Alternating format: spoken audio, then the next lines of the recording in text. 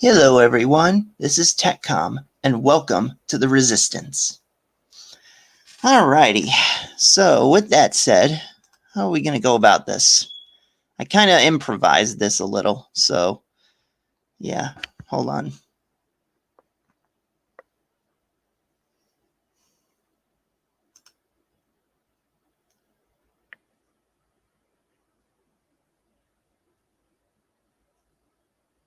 Okay, this is weird.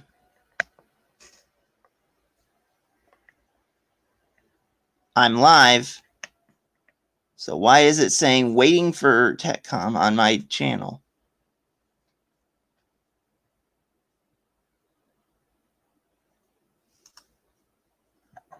Is StreamYard being a pain now?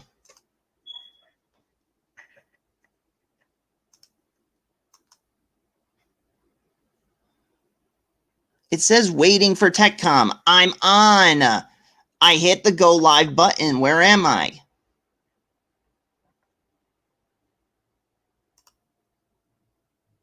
Hello?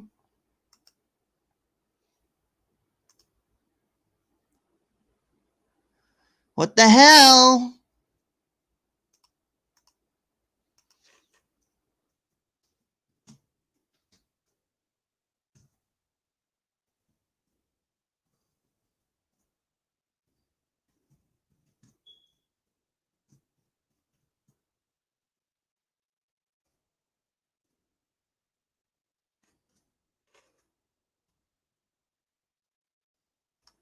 Alrighty.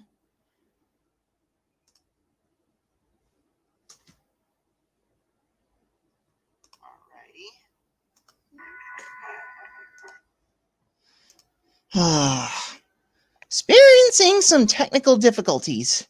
Skynet's clearly trying to keep me from going on this stream. But yeah, alrighty. I'm here. Alrighty. Let's send out a few more invites. Come on, come on.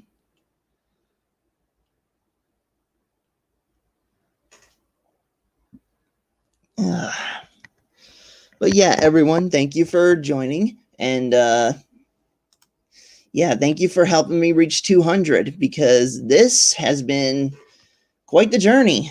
I mean, I established this channel about shortly after my birthday, actually. And that was back in November, late November. So in 9 months, I've already reached 200. Wow.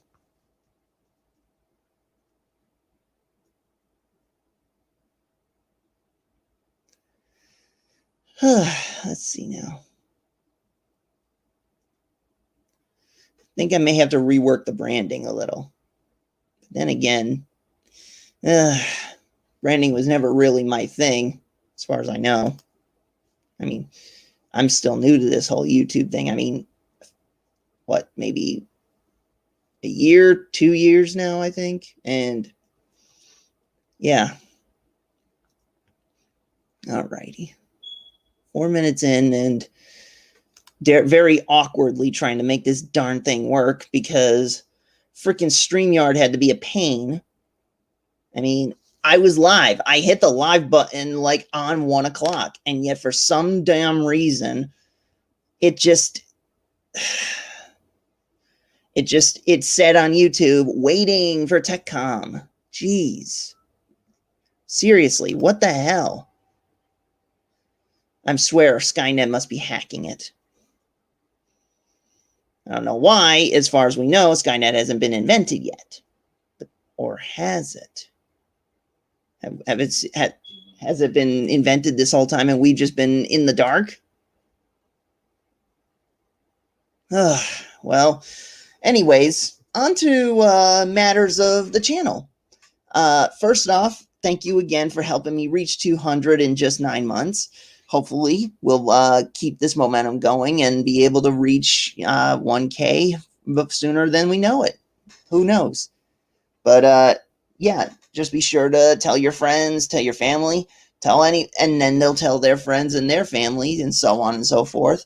Tell everyone, join TechCom for the fight against Skynet and to help preserve Terminator lore since 1984.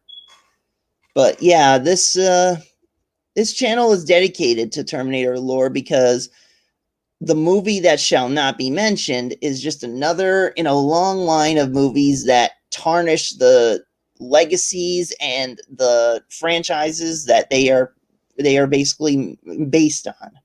So the movie that shall not be mentioned will not even be considered remotely anything in any way connected in this, because it was a travesty, and I haven't even seen the movie.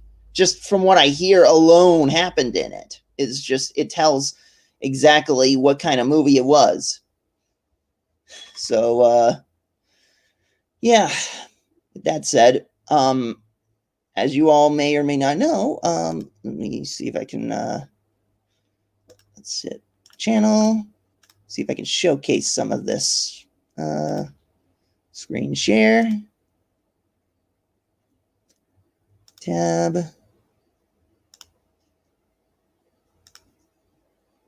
So yeah, here's the new TechCom banner. Originally, it was an image of the TechCom 2029 fan game. It was an image of a sniper, a plasma sniper, scoping out a flying HK aerial. But yeah, I changed it to this. And then, of course, there's the stream itself. And here we all got a bunch of videos.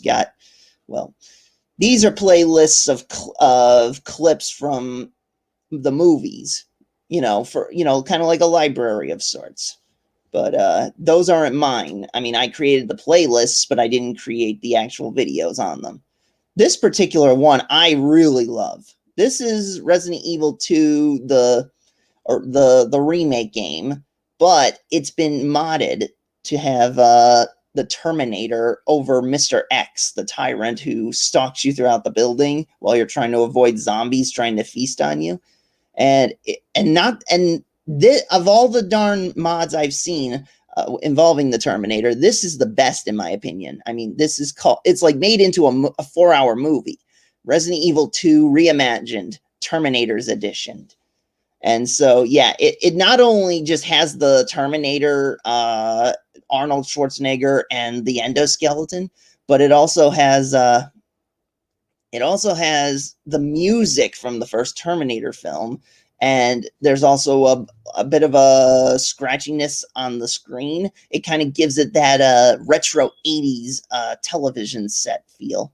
It's real good. I highly recommend checking it out. Made by Redfield 2012. And yeah, it's real good. It's real good. And what else? Oh, yeah.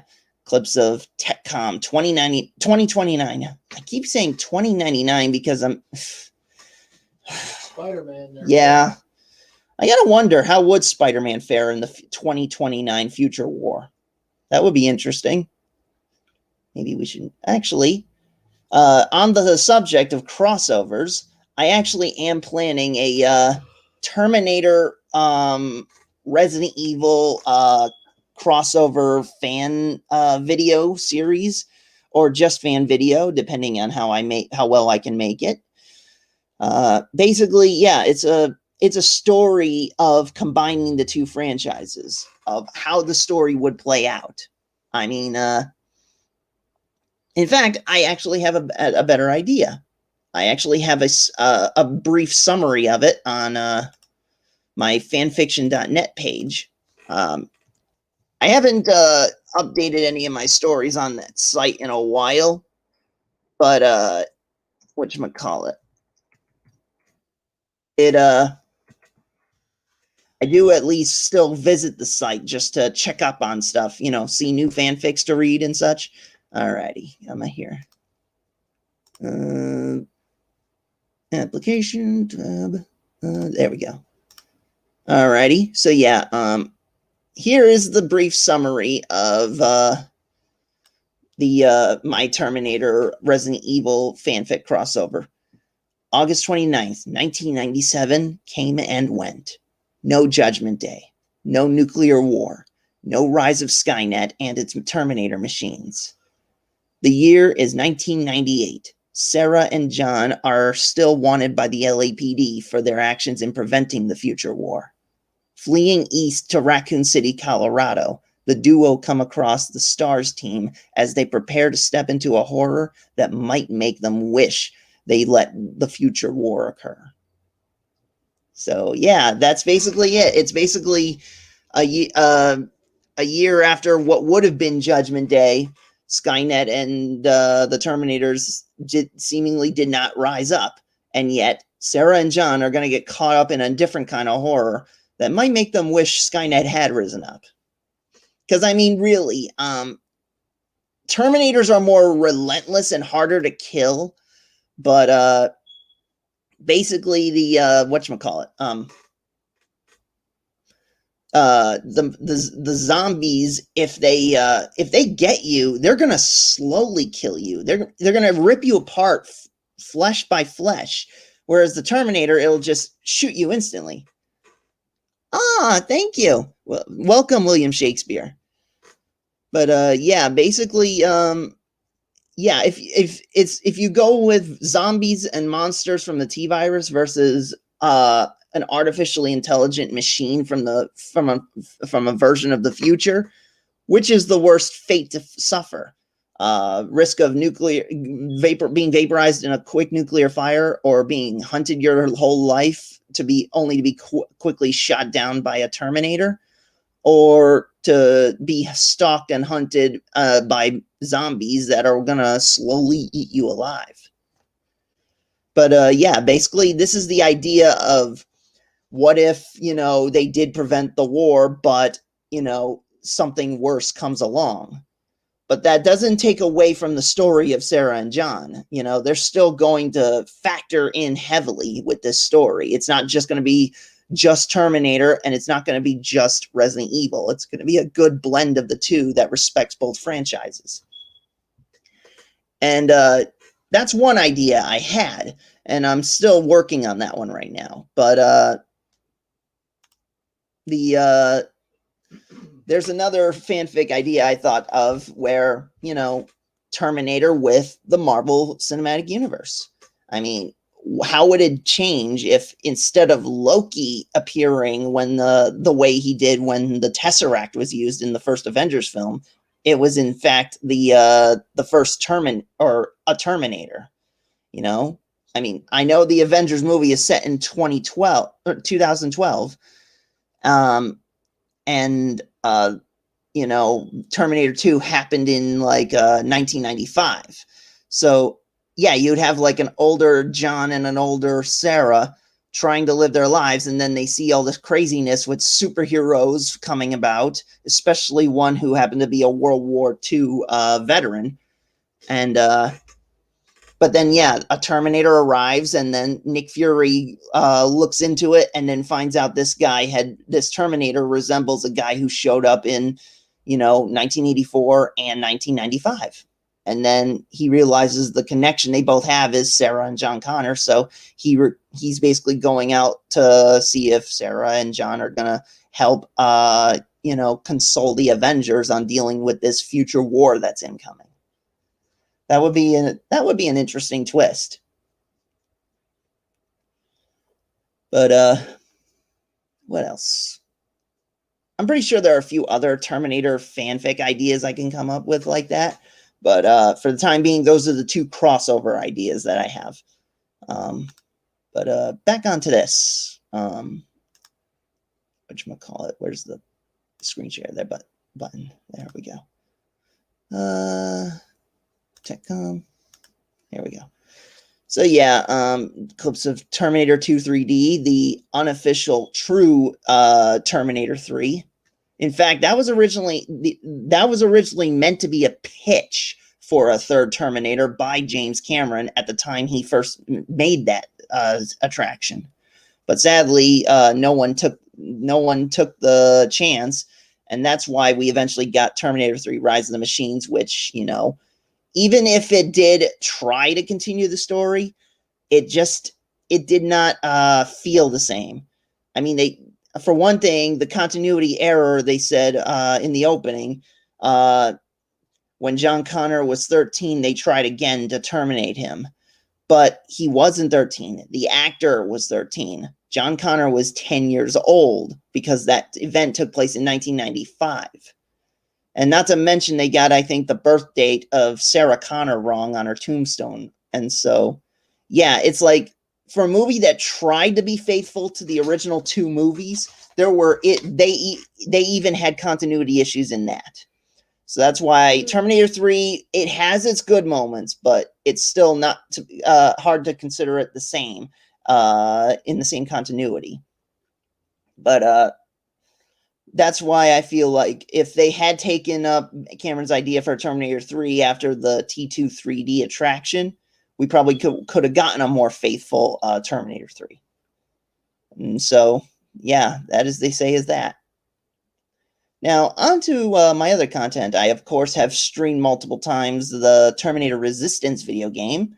It was a 4-part stream review series. And then, of course, I did a secret ending. And then the 100 sub celebration stream. And down here, we have my first 2 big videos. Let's see. The first one got a total of 499 views at the moment. The second one stands at 247. Basically, these are my what if videos. What if Terminator? What if Reese failed to save Sarah? And then Terminator. What if Cyberdyne's alarm wasn't tripped? Because I mean, it's kind of like the nail in the DC Elseworlds series. DC Comics, home of Superman, Batman, Wonder Woman, Flash, Green Lantern, etc. There's this series of stories called the Elseworlds. They're basically the what if stories.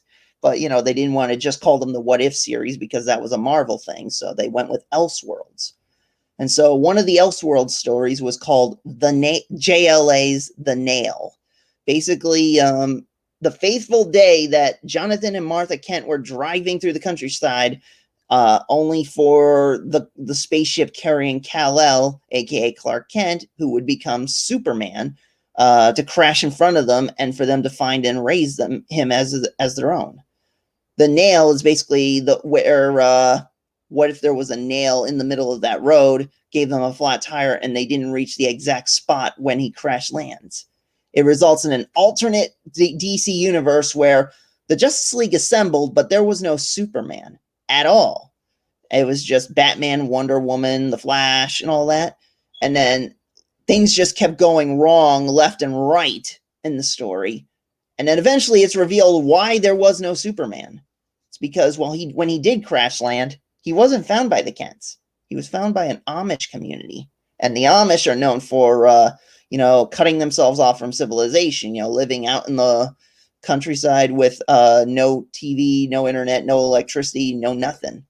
So, yeah, basically, one little nail in the road completely changed the universe. So, yeah, basically, my What If series is kind of like that. What if Reese was a little slow in trying to fire the shot off at the Terminator in Tech Noir to save Sarah? And then, of course, this one is what if the alarm wasn't tripped? So, yeah. And then I, of course, got some Terminator TechCom lore videos, mostly opinion pieces, because, this is my view on the James Cameron Future War and why no movie after Terminator 2 and Terminator 2 3D could never truly capture the exact feel. And then there's, of course, my view on the time travel of the series. And then there's, of course, my theory and opinion on how TechCom likely could have formed. Because even though someone in the comments on this video argued how it originally was, I think they read a book or something that, from the old stuff. I'm talking about how it could have been created like in the newer reality and versus how it may have originally been. And then there's, of course, my video on underrated characters, because there's like a list here. There's like a list of characters from the original 2 films, and even some of the later stuff that may not be considered canon to most fans. but they still had great potential. So yeah, if you feel like checking them out, the underrated characters one seems to be getting the least amount of views of my original 4 videos, both on this channel and my main channel, because I re-uploaded these 4 onto TechCom after I established the channel. But then after that, let's see, we got my gear and weaponry videos. We got the what if videos. Oh yeah, here's one on Judgment Day, because it wasn't the end of the world. It was just the end of 2 countries, and those 2 countries happened to be the 2 superpowers of the world, and therefore it kind of messed up the rest of the world, but it didn't exactly end the world. Because, I mean, that's the thing. From Terminator 3 onward, everyone thought Judgment Day was every nuke from between the US and Russia just go all around the world to every continent. But that's not the case. In the original movies, I believe, or at least in the original stories, the nukes were just between the US and Russia. Maybe a major city or 2 around the world did get nuked, but not all of them. And see, most of the nuclear war was on the northern hemisphere, whereas everyone down in the south was practically safe. And then there's my video on the founders of Cyberdyne that hardly gets referenced. When I say hardly gets referenced, it means that they were only they kind of cameoed in the first Terminator's deleted scenes, but in the books they got expanded upon. Now, a lot of people wonder how are the books relevant, because most novelization tie-ins are not connected. But here's the thing. The Terminator, or at least Terminator 2 Judgment Day, one of the 2 movies, maybe both, they were co-written by James Cameron and William Fisher Jr. Basically, William Fisher Jr., he played the police officer 1L19 from Terminator 1. He was the guy who got his head bashed into the car by the Terminator, and then he made a cameo again in Terminator 2 Judgment Day as one of the patrons at the mall taking pictures when the Arnold Terminator got sent through the window. So yeah, basically he not only cameoed in 2 Terminator films, but he had a hand in the storytelling. So that's why I feel like and the thing is, he also co-wrote the 2 tie-in novels. So therefore, that to me means he had a general idea for what most of the elements and lore of the story were supposed to be. And then, of course, let's see, we got more lore videos. And then we got the face of Skynet, the face and voice of Skynet. And then we got my Terminator Resident Evil remix theme that I might be using in the Terminator Resident Evil crossover fanfic video series I'm going to make. I may update it or tweak it a little more, or have someone collaborate with me on it. But for the time being, that may be the theme I use. And then there's, of course, my recent video, Happy Non-Judgment Day, August 29th, 2020. So, yeah, that's basically the gist of the channel here.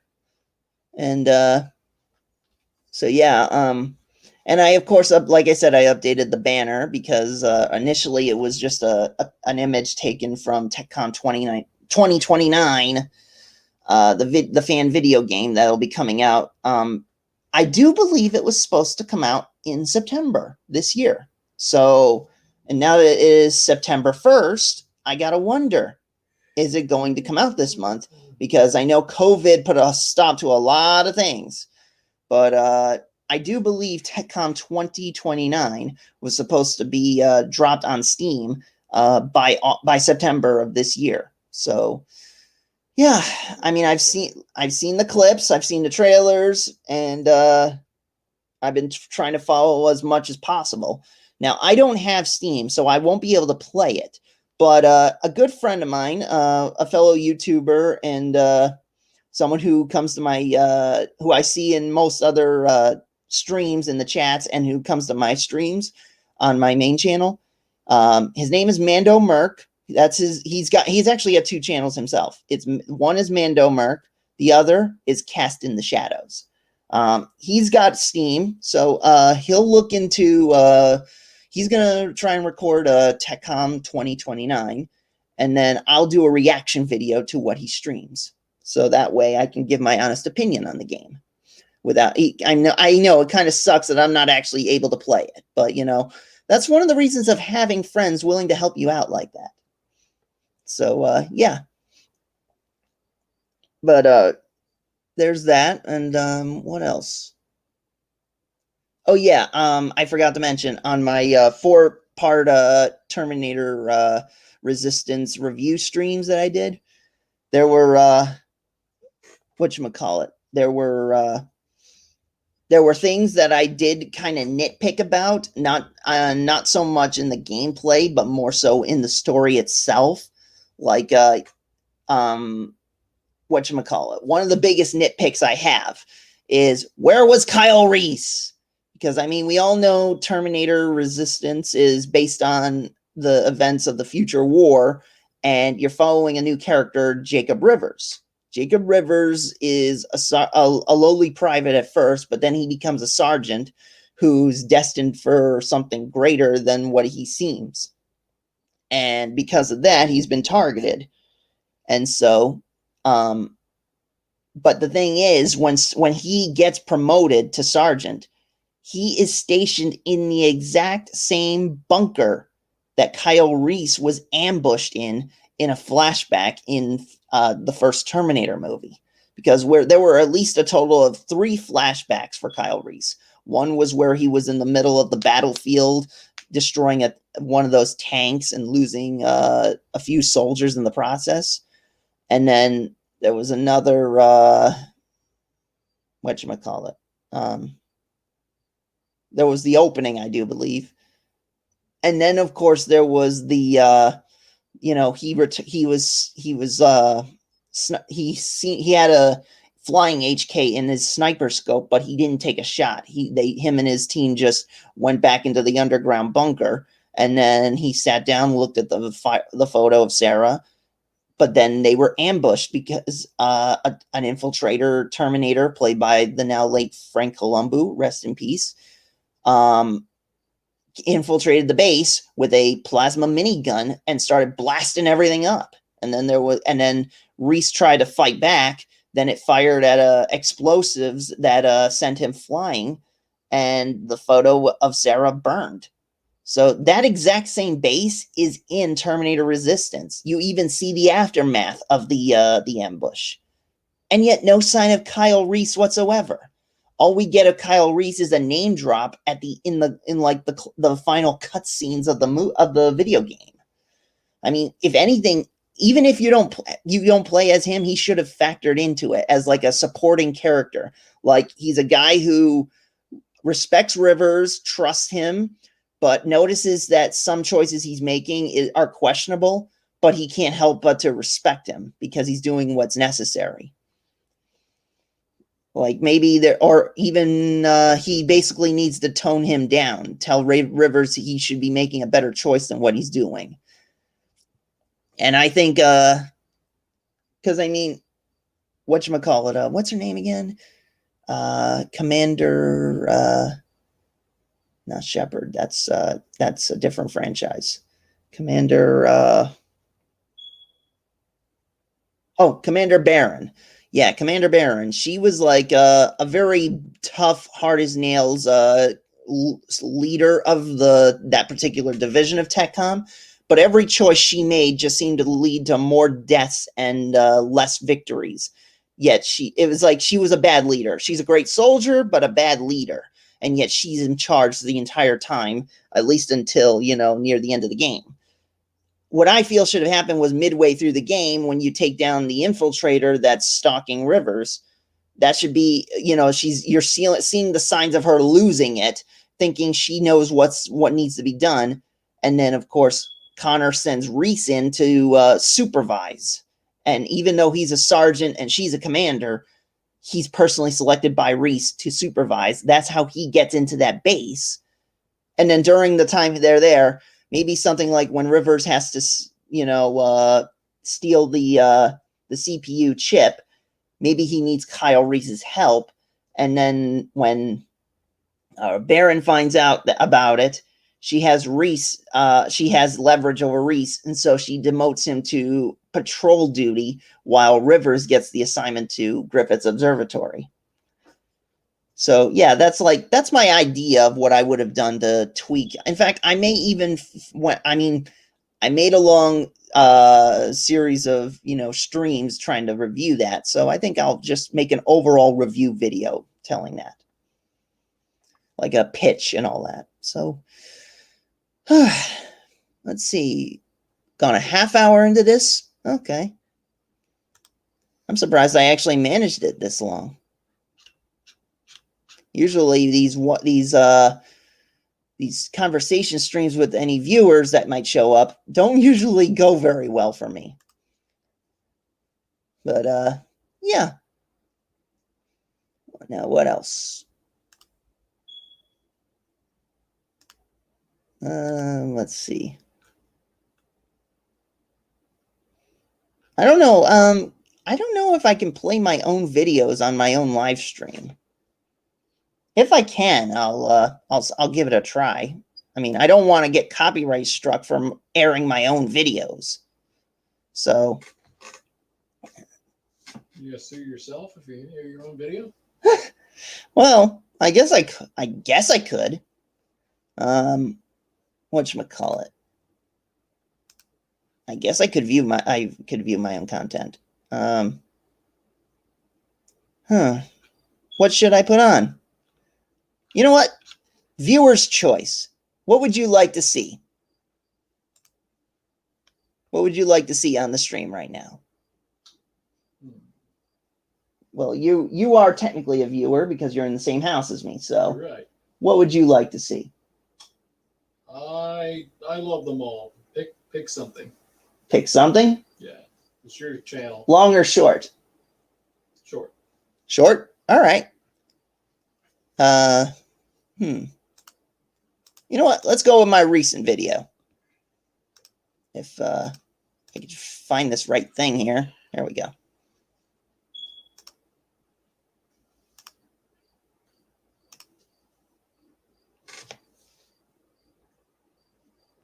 August 29th, 1997. At 2:14 a.m. Eastern Time, the world as we know it came to an end. Or at least it did in another timeline. In this one, there was no Judgment Day.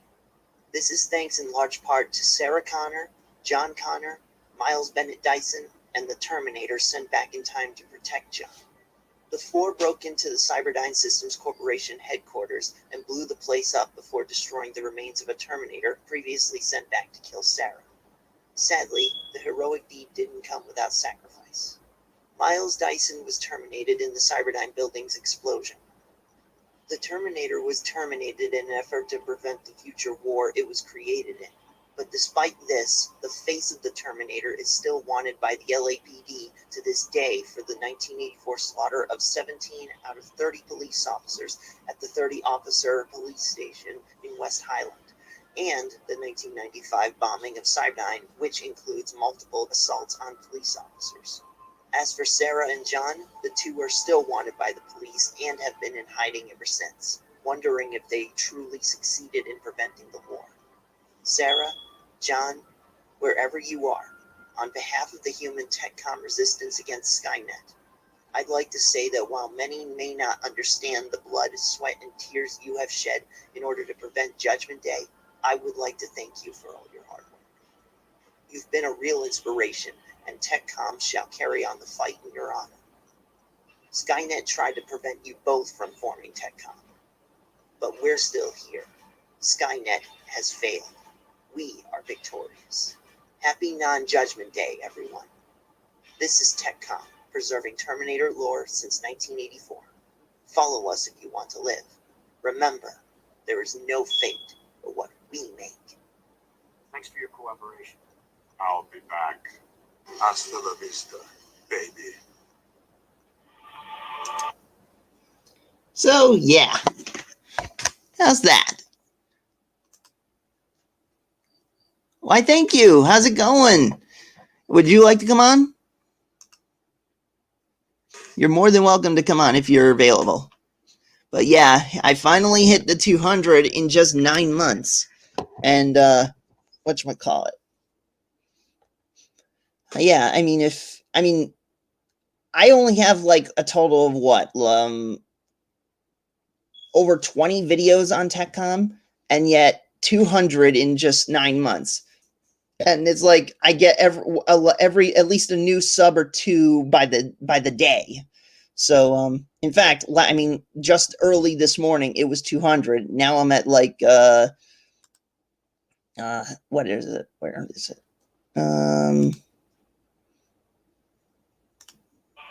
Yeah, it was like 200 or this morning, and now it's like 202. So yeah, it's like I get new subs on this channel by the day, and so yeah, 200 in just 9 months. I'm pretty sure at this rate I might hit this might surpass my main channel for all I know. I mean, granted, I still got a few more videos to get established, like my Terminator Resident Evil crossover, my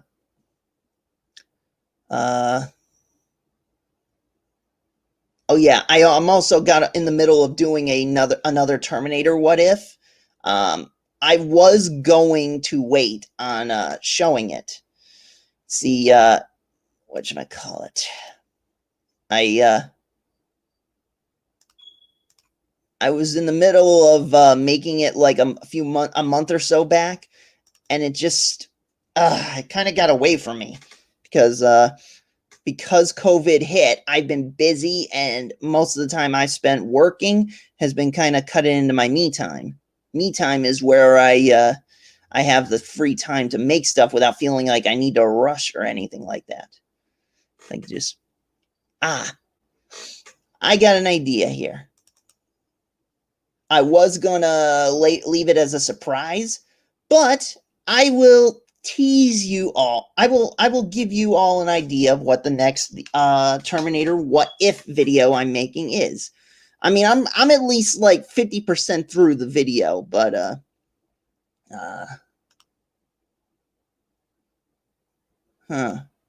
this might be a bit of an issue. Give me a moment. I thought I could just put screen share the image, but apparently it's not going to let me do that. Maybe I can open it onto Chrome, possibly. Open with choose default. Browse Chrome.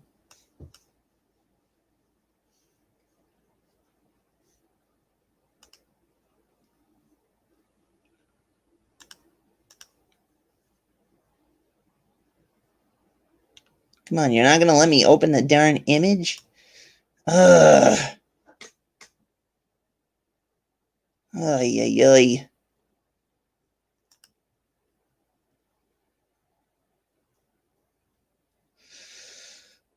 You know what? I think I may have found an alternative way I can show it. Just give me a quick moment. If I could just find the darn thing here. Where's my... But you don't have any non-copyright on hold music to entertain the crowd while you're searching. Yeah, I know. Please stand by.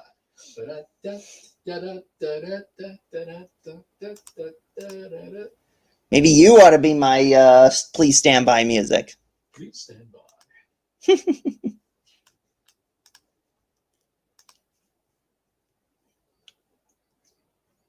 Okay. While Mega Jetty searches the interwebs.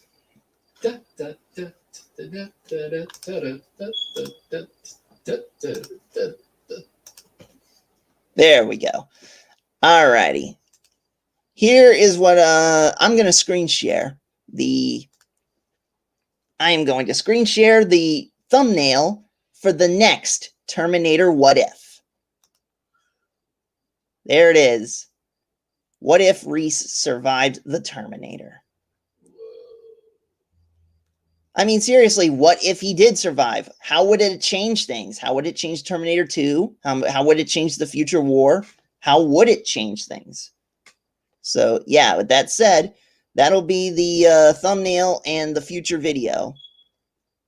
And that's the one I'm still working on because the first two videos were kind of primitive because I was working on Windows Movie Maker on the old computer behind us. And, well, that computer is kind of old, very old, and it's going. So I have found a way to do it on much better quality software on this laptop here. And so I got the chance, see, on the older computer, I had to use GIFs in order to do moving quality motion video. But now I can actually just take the videos off of like YouTube and such, and then just edit them to a certain fashion, and they actually play without freezing the darn screen too much. So yeah, but now yeah, this is the what if video I'm spending a lot of time working on, and I'm provided I mean, I do have some more time off this week. I'll admit that. Like, I got to work today, but then tomorrow and then tomorrow and Thursday I'm off, and then I got to work Friday, Saturday. So hopefully Wednesday and Thursday I can have the time to work harder on finishing this darn thing. So yeah, with that said, stop screen share, and then what else? So yeah, I talked about my ideas for Resistance, talked about my what if video, talked about my crossover ideas. Oh yeah, whatchamacallit, I actually have my idea for how I would do a Terminator 3. Part of me would like to say it right now, but at the same time, it would kind of ruin the surprise if but then again, I might never even be able to actually make it happen because it would involve getting just one good actor who might very well need payment, and then there's also the whole finding the set location, getting quality cameras, and so on and so forth. So what the hell? I'll tell it. My idea, as soon as I get this darn thing here. Let's see.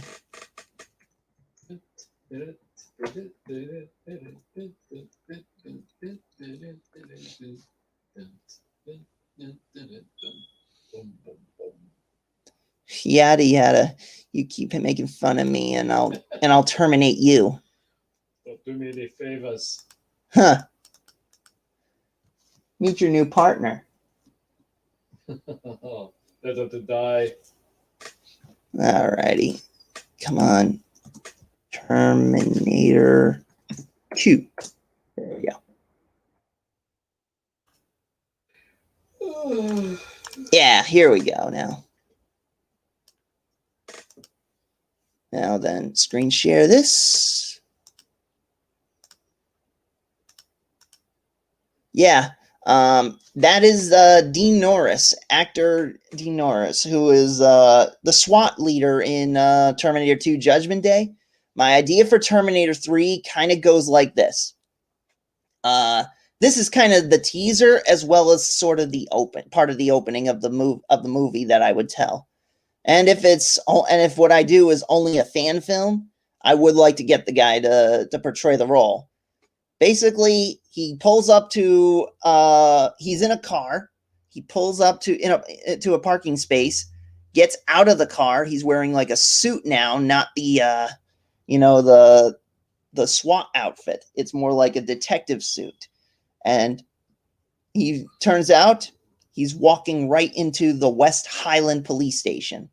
And it's been renovated, but you can still see somewhat the same thing, some of the same details that it had in 1984.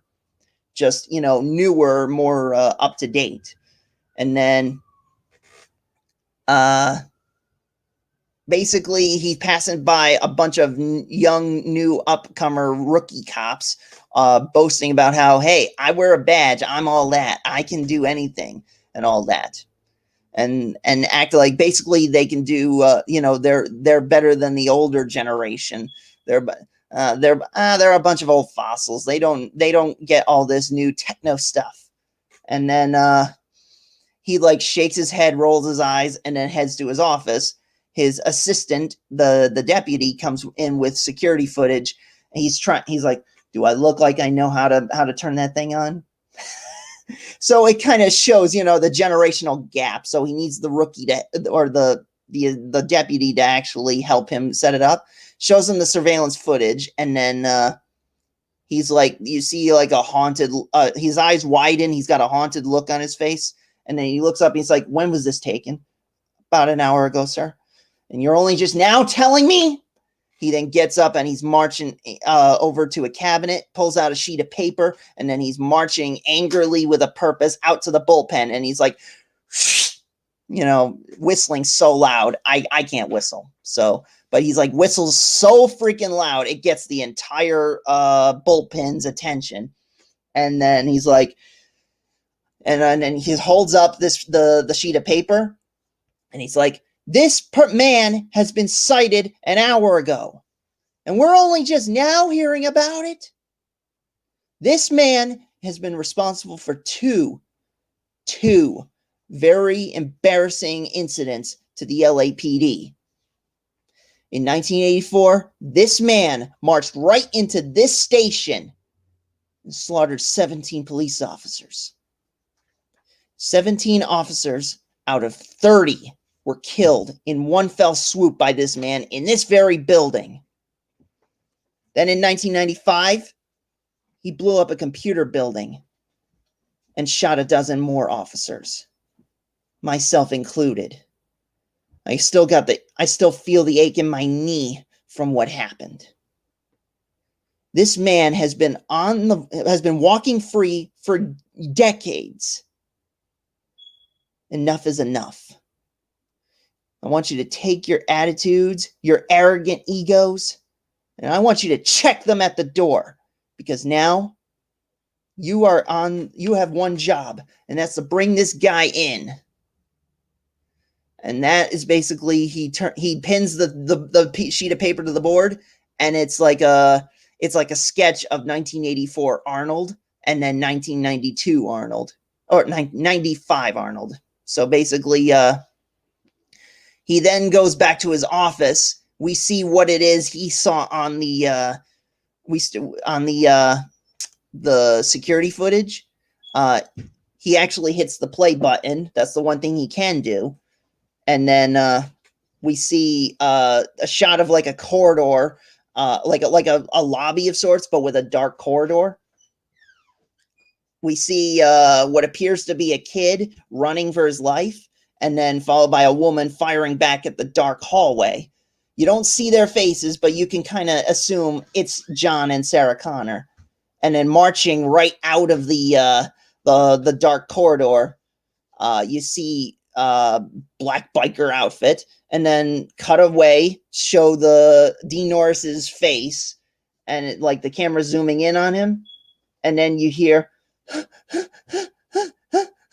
I don't know how much longer I can hold this. And then you show clips of Terminator 2, where Dean Norris in SWAT gear is entering the Cyberdyne building, and then he yells, "Fall back!" And then you cut to the lobby shootout of Terminator 2, where him and his men are firing at the Terminator, but surprisingly they're hitting him and he's not going down. And then you see, the metal starting to show on the Terminator's face. And then Arnold gets close enough. He pulls out his pistol, starts shooting the cops in the knees. The first one he hits is the leader, played by Dean Norris. And then basically the moment he goes down, I'll have some extra new footage spliced in to where you see Dean Norris, fall to the ground, and then you look up, he's looking up and he sees like the Terminator, and then the Terminator, his head quickly turns back toward him, and then he sees the metal shining through his skin, and then the Terminator continues his duty of capping the other officer's legs so that way he can help Sarah and John escape. And then you cut to Dean Norris now. He's like gripping his knee because even though it's been years, he still remembers the pain of it. And then he looks closer at the security footage, and then the black silhouette steps out. It is Arnold Schwarzenegger. And he's like, and then Dean Norris will say, "What the fuck are you?" And then that's when it zooms back in on the Arnold face on the surveillance footage, and then you hear dun dun dun dun dun. That's how I would do it. That would be my teaser, and as well as my intro to my Terminator 3. Showing that there is history to draw from, and it's going to play a key factor in the story. Only job is to bring this guy to bring this guy in. Everyone quits. I like it. Reminds me of Cybernetic Dawn Infiltrator in pulling in the other characters whose lives were touched by the movies. Exactly. See, that's the thing. That's what I loved about Terminator 2. See, it was one thing when you had Dr. Silberman in it telling, what happened a bit in 1984 regarding Sarah. But then when you get to Cyberdyne and the cops are driving to the building, it's kind of cut out from the director's cut, but or the special edition. But the theatrical cut actually had the line, which I wish they put it in the director's cut. Basically, when the dispatcher is pointing out the suspects, suspect 2, white male, fitting a description of a man wanted for the murder of police officers, 1984. So yeah, basically that shows the history of the first movie carries over. And so this is basically me showing that the history of 1 and 2 carry over into this one. And does it respectfully, unlike a certain movie that will not be mentioned. And so, not that one, the other one. The one that tried to pass itself off as a Terminator film. The one that I have not seen. But yeah, basically, you need to have the history of the first 2 films factor into the story. Because Terminator 3 Rise of the Machines, like I said, they tried to be respectful, but even then they had continuity issues. They got John's age wrong. They got the date of Sarah's birth wrong. And heck, when they did have Dr. Silberman in it to recognize the Terminator. But when the cops show up, they're like a bunch of newcomers who don't have a freaking clue who this guy is. It's like they didn't show the cops learning that the guy involved in the 1984 and 1995 incidents is back. And that's what was lacking in Terminator 3. So yeah, that's basically how what I would do if I were to do a Terminator 3. That whole teaser I did, that's how I would do the fan film to show my love and respect to the lore. But if I could expand on that to do a whole Terminator 3 of my own making, that would definitely be the opening. Now, as for Sarah and John and Arnold, I might very well have to CGI most of it. Or I could just have it set more up to date where John is older and or something like that. Or maybe there is another kid and a mother who's a fighter involved, and but they're the targets, and because they're the targets, it brings John out of hiding to try and help protect them. Like maybe John is is like a stepfather or something, or the stepfather figure where he wasn't the father of this kid, but he grows close to the mother and cares for the kid because he sees them and it reminds him of what he and his mother went through. So he wants to be there to protect them the same way Reese, he kind of feels like because Reese wasn't there for him, but understandably because he was killed off, he wants to be there for this mother and child. So like the Arnie Terminator could be going after another, mother and child, but it draws John Connor out of hiding. I just need a good justification for a Terminator 3 that isn't the future war, Like, don't be too crazy with time travel. Don't try to redo or overdo the T2 unless it's an extended retelling. Exactly. Yeah, that's the thing. Time travel really was not meant to be, theorized up the wazoo like they did in Terminator Genesis. Who spells it that way anyway? But anyways, Terminator Genesis, they tried to explain the time travel, but the thing was, it was never meant to be explained, because that's the whole reason they practically, I believe James Cameron and everyone said in the making of the first Terminator, the time travel really is not important. It's just a way to explain the event of the story. James Cameron just wanted to have a guy protecting a girl from a killer robot. And, a killer robot that was like Jason Voorhees. Basically, this was meant to be a slasher horror like Friday the 13th, but with guns and explosions added into the mix. But the time travel was just a means to explain how there is such an advanced killer robot hunting her. And so, yeah, it wasn't meant to be taken, too seriously. But of course, people do, take it too seriously. They overthink it. I know a thing or two about overthinking. And so, yeah, with that said, I mean, I do like to think a little bit about it, but you got to not overthink. Otherwise, like John and Sarah said about time travel, it messes with your head. You could go crazy thinking about all this stuff. Paralysis of analysis. Yeah, the paralysis of analysis. And so, with that said, yeah, I mean, I would probably do a future war. Well, for one thing, what I would do is if I were to do a future war Terminator 3, see, a lot of people keep going on about Edward Furlong, and I respect the dude for having been John Connor as a kid. But yeah, I understand why not many people probably want to have him in a movie these days.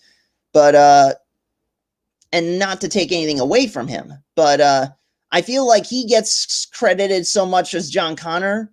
There's one guy who does not get too much credit and deserves a second chance to shine. And that is Michael Edwards, the guy who played future war John Connor in Terminator 2. He doesn't get much screen time. I mean, and why didn't they bring him back in like the Terminator 3 or Terminator Salvation? They just never used him, and he was the definitive future war John Connor.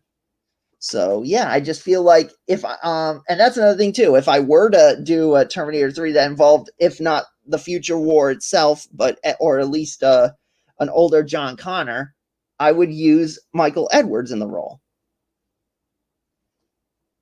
Because I mean, the guy he set the standard for future war John Connor on screen, and yet nobody has tried to. I mean, they get the look in terms of the scars, but they don't really they don't get the same guy. And that's the problem, I think. It's like all they could afford was the Terminator and Dr. Silberman for the first 3 films. And then Salvation, while it was cool seeing the CG 1984 Arnold in the future trying to kill John Connor, played by Christian Bale. Yeah, I mean, I will say this. The CGI Arnold in Terminator Salvation is definitely better than the CGI in Terminator Genesis. That just goes to show how cheaply made Genesis was. It's so overly relied on CGI that they couldn't even get it right. What do we got here? I enjoy the idea of people sending characters back with different tasks to ensure resources for Judgment Day, or killing / indirectly causing involvement of other people in the Resistance, like in Sarah Connor Chronicles. Yeah. Or the Ghost Recon DLC. Yeah. I agree. He's the best adult John Connor. Christian Bale, without his Batman voice, but with his Bruce Wayne hair, should have been close to, if not better than, the T2 John. Yeah, I mean, I'm not going to take anything away from Christian Bale. He did decent job. It's just it seemed like he channeled a little too much Batman whenever he talked. Whew! Wow. I managed to go a whole hour, and I still got my voice.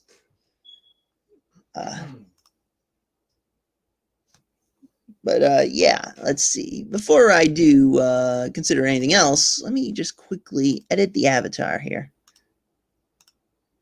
There we go. TechCom. A little small on the icon, but hey, as long as it's there and visible. But yeah, whatchamacallit, But yeah, Sarah Connor Chronicles, I did enjoy because even if it wasn't completely 100% close to the first two Terminator films, because, you know, smaller budget, they CGI'd most of the Terminators and such. And, excuse me. But it was still good because it tried at least to connect with the previous two films. Like the whole Dr. Silberman coming back, but he was different. He was like radicalized crazy and such. And then whatchamacallit,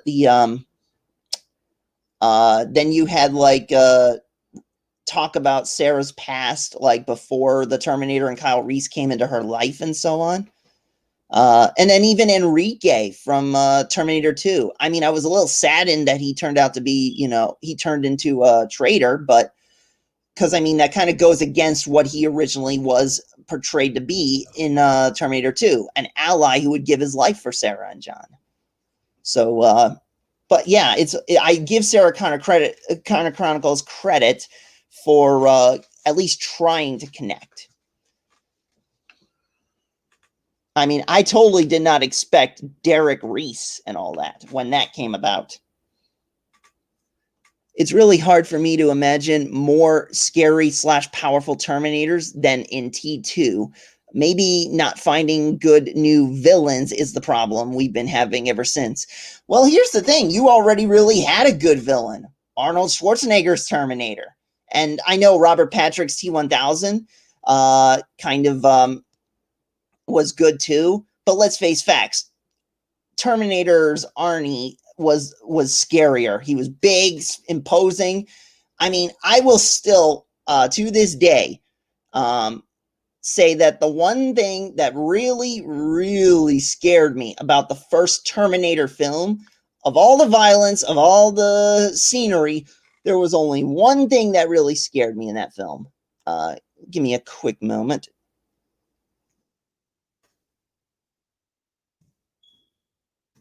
Let's see.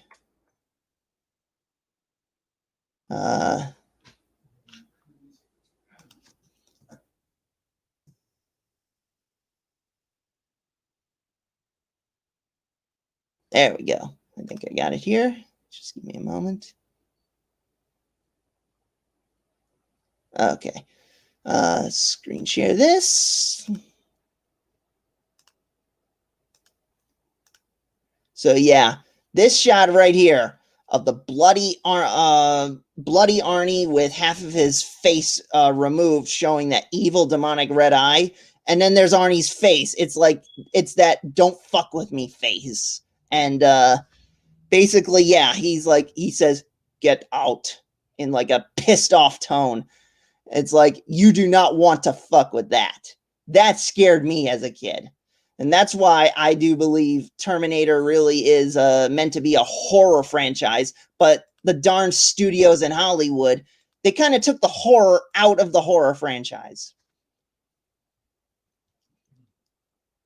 I mean, how the heck can anyone take the franchise even remotely seriously if they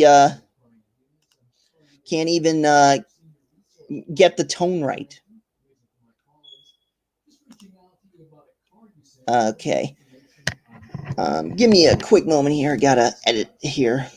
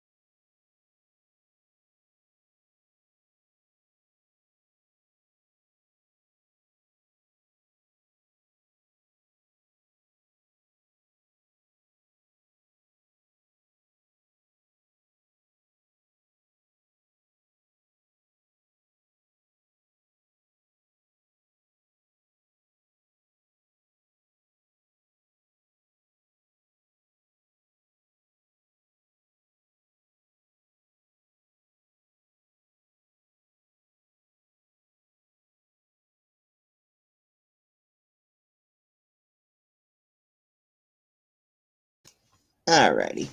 Just in the middle of editing the stream because whatchamacallit, I've realized that I forgot to set this thing to no, it's not made for kids.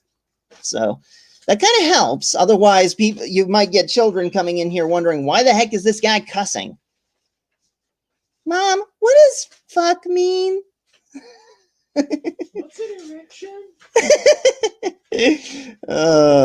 I'd kill me sometimes. Okay, if you don't get out that computer in a few minutes, I need to get on there. Be patient. Or as the Terminator would say, relax.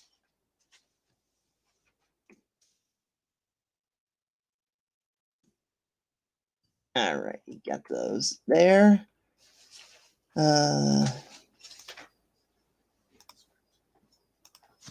Scranton, PA.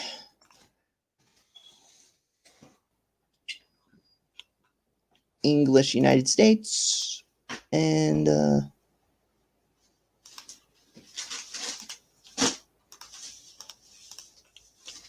all righty.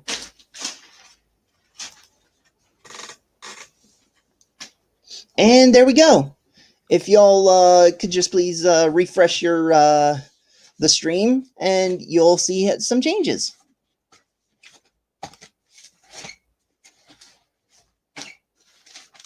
I think the changes took effect.